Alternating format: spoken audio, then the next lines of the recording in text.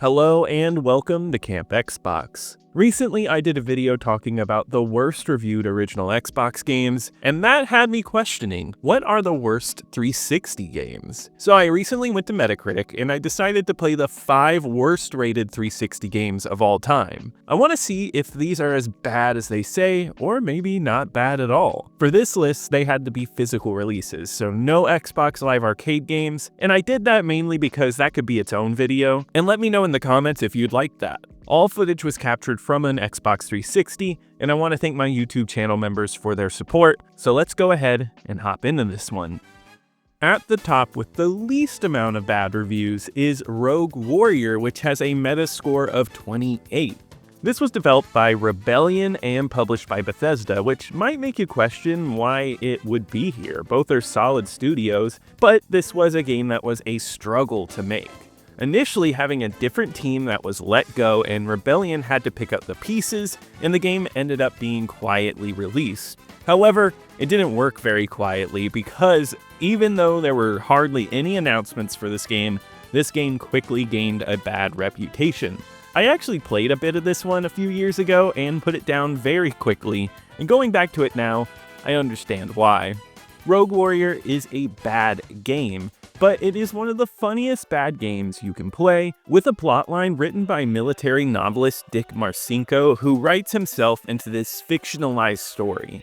It feels like a bit of a vanity project because Marcinko plays the epitome of a macho badass, but to an insane degree. His dialogue is expletive-laden, nasty put-downs, and they are a wonder to behold. They are awful because they pop up frequently and are so lame, but I guarantee you will laugh at them. It genuinely takes a master wordsmith to conceive some of the things said in this game. God breath coming, motherfuckers! Drop dead, motherfuckers, you f***ing amateurs. Looks like the bag convention's in town. Copy that. I'll head for the docks as soon as I sanitize this hole. Bring the noise. And it was all voiced by Mickey Rourke, and I don't have anything wrong with Mickey Rourke, he can be great, but here he sounds like he could care less, and it's truly a wonder to behold. The gameplay is extremely basic though. If you've played a first-person shooter before, this reinvents nothing. You go around and shoot enemies behind cover. The AI is rough and very uninteresting. They throw in some stealth to try to add a nice bit of fun, but it's much easier just to shoot everybody down. There is no pizzazz here, but the controls are fine. I can't say the gameplay is fundamentally flawed. It's really not. It plays like you would expect, but never gives you anything more. For 2009 though, the graphics are rough looking, they look 4 years older than what you would think, and the frame rate is abysmal, which feels wrong for a game that looks this bad. Mix in that the environments are bland and the game is way too dark, and it becomes a muddy mess. This game is not good by any means, but I wouldn't say it's the worst I've ever played. It plays okay, which is better than some games listed today, but it's just mediocre. Though that is a crime in itself not to add any inventiveness into the gameplay, making it far from good. It's worth playing or just watching a video on just to hear the inventive, disgusting things said here, and it's good for a chuckle. It's one of the few times I can say this one is so bad, it's a fun experience because of it. To be honest with you, we only get worse from here.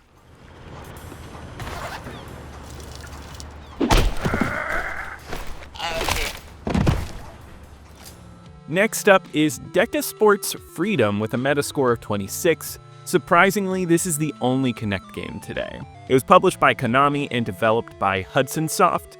This is the first of the bunch that I would call a broken, horrible mess. I like to think I have a tolerance for the Kinect and understand its faults as a peripheral, but this has to be one of the worst excuses for a Kinect game. This is a fundamental misunderstanding of how Kinect works, and it makes for a miserable experience. First off, the game is bare bones. It features 10 sports, and there are modes to play them tournament style or by themselves, but that's it. There is online functionality too, but I doubt you'll find anyone online for this. Some sports are as basic as just being one background, and some offer multiple courses like snowboarding, but every course takes about a minute long, and there's only 3 for snowboarding. Of course, limited content in a motion sports game doesn't make for a bad game, just look at the fantastic Wii Sports. But almost every game here is broken and nearly unplayable. Not to mention the loading times are atrocious. Almost every game has problems reading your movements. I calibrated multiple times to no fix, so it is just the game. There are mini games like volleyball where you have to jump and hit. No matter how much you swing your arms or jump, it will not register. In multiple minigames, you'll see me moving all around to gain some type of movement, and nothing will make my character move. When it does though, sometimes it will make your avatar a weird gangly mess. Hardly do you ever find a perfect in-between, and all of this just feels brutal. Games that work okay like boxing still have issues. This game just needs to register punches, but I found many of them whiff. Dodgeball is another one that kinda works, which has you catching and throwing. Motion here is picked up fine, but it will still have errors that pop up at the wrong time and ruin playthroughs. And archery that is simple, and probably the best game here, because you can actually register your shots. There's 10 games here, and I'd say only one of them, which is archery, works decently.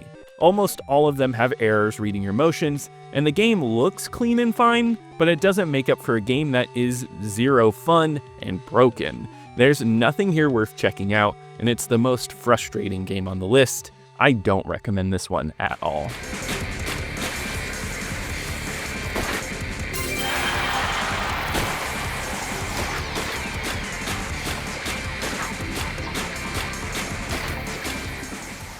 The third worst of the bunch is Leisure Suit Larry Box Office Bust, developed by Team 17 and published by Codemasters.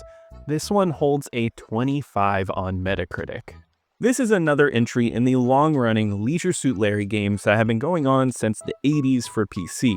Always known for nudity and crude humor, it's a cult classic series, and I've played one of the remakes and I think it's fun. This game is far from that though. This is my least favorite game of the bunch. This one is just awful to play. Written by Alan Covert, a constant Adam Sandler collaborator and star of Grandma's Boy, which I will say is an Xbox classic. The writing here, though, falls flat and is one of the most unfunny things ever. If you think simply just referencing sex or seeing crude drawings is funny, still, this is not going to be funny to you. Sex comedies can be funny, they've been done well, even if it's lowbrow, but this game is just not funny. Simply referencing something nasty or Larry talking about his small manhood, that's not that funny. I don't know, it was tedious when it started, and it's grating the further you go on. There's repeated lines all over this thing too. You will hear the same joke over and over, and it's so bad to sit through. Even with a crazy cast with people like Jeffrey Tambor, Jay Moore, Jane Lynch, and so many more, they bring nothing here. Bad lines just can't be helped by anything. The gameplay style is a platformer. You go through this barren open world movie studio and you pick up missions Grand Theft Auto style. Generally, you're hopping around and just collecting items, which is so weird that Box Office Bust eschews the point-and-click style for platforming. I won't say it's horrible, but it's very bland. You can control it, but I would say it's never fun. It just asks you to repeatedly do the same thing over and over. There's also no nudity here, which it was said in an interview with somebody who worked on this game that nudity is a mask for poor gameplay. And let me tell you, this game needed a lot of nudity. I feel like I'm being brutal here, but something about this game rubbed me the wrong way. It's ugly not only in writing, but in graphics too. The open world hardly loads properly and the character models are hideous. Also, the camera is miserable, especially in indoor areas. I think it's insane that something could have as few redeeming qualities as this game. Steer clear away from this one. It is awful. Whoever put this up here either had really long arms or a prehensile Schnitzengruben. The scene where the ghost finds out he's a robot. Grittily haunting with a dash of romance.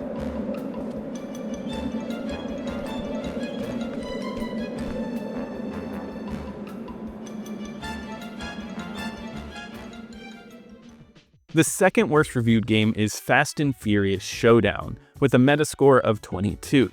This was developed by Firebrand and published by Activision. Taking place in the Fast and Furious canon, this game is a bridge between the 5th and 6th movie. The movies are high-octane, insane action movies, they are outlandish and have cool cars in them, so they capture a fun air that would be perfect for a video game. Unfortunately, movie tie-ins generally don't get the love or attention they need, and this is a case of that. First off, this game feels like a cheap arcade experience. It's like something you would find at Dave & Buster's and play for 2 minutes. In that context, I think it would be okay, but on console, it just doesn't work. First off, the story is nonsensical, and though being a bridge between the plots of the movies, it has scenes from the other movies in this one. You will do things like bulldozing cars off the road and pulling safes through the streets. None of it looks good, especially for a physically released game from 2013. Streets and cars are rough, and so are the cutscenes, with voice actors from the movie that are not doing their best. It's all very flat. Excuse me, what do you think you're doing? Riley Hicks. I got orders to meet Agent Luke Hobbs in 24 hours.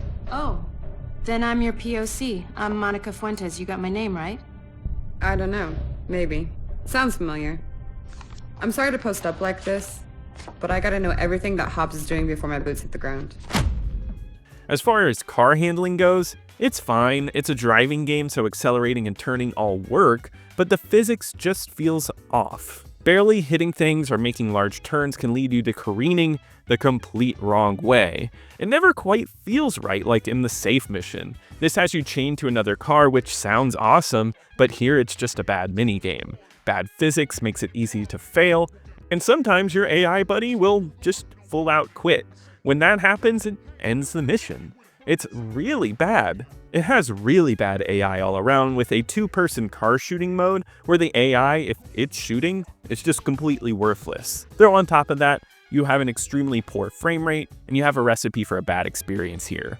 I don't think it's necessarily the worst on the list or the most infuriating, but it's not fun, and you're not going to find anything interesting here. This is an example of a licensed game cash grab. Get in and get out quickly just to make a buck, and it really shows too, making for something completely forgettable. No way, man.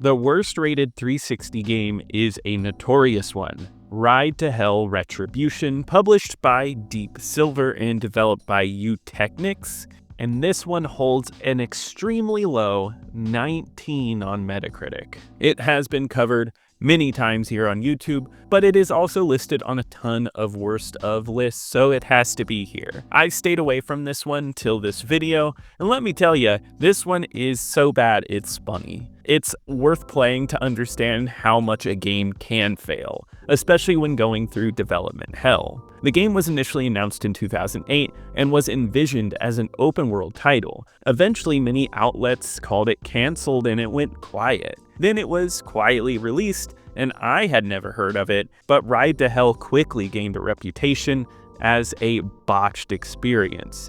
Each mission has setups like GTA. Usually it's a group fighting or an event you go through, and then you repeatedly do these driving stretches that are so boring on the same roads over and over. The gameplay features you mainly on a motorcycle, dodging roadblocks and hitting enemies. There's zero skill involved, and you do it so much it's tiring. There's also a weird fighting engine that just feels off, and then it's just these two elements, the fighting game and the motorcycle game, thrown together a lot with some odd mini games here and there. It's honestly not the most unplayable game on the list today, but it's not fun. Everything else is hilarious. Ride to Hell tackles a Sons of Anarchy type story, and I think that's a fun setup. It's quiet and cool and set in the 60s.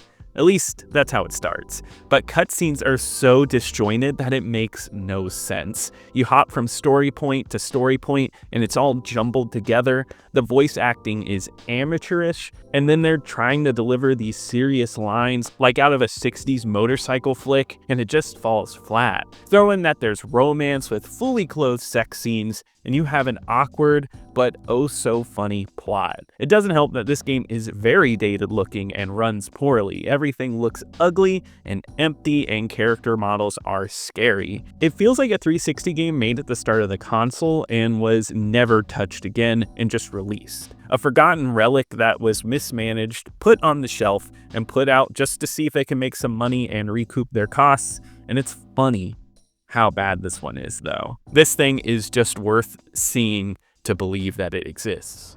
But she's cool, you know? She likes bands and she makes me read books and I like to be around her and I don't know. Ooh, big bad books. No wonder why Mac's all protective.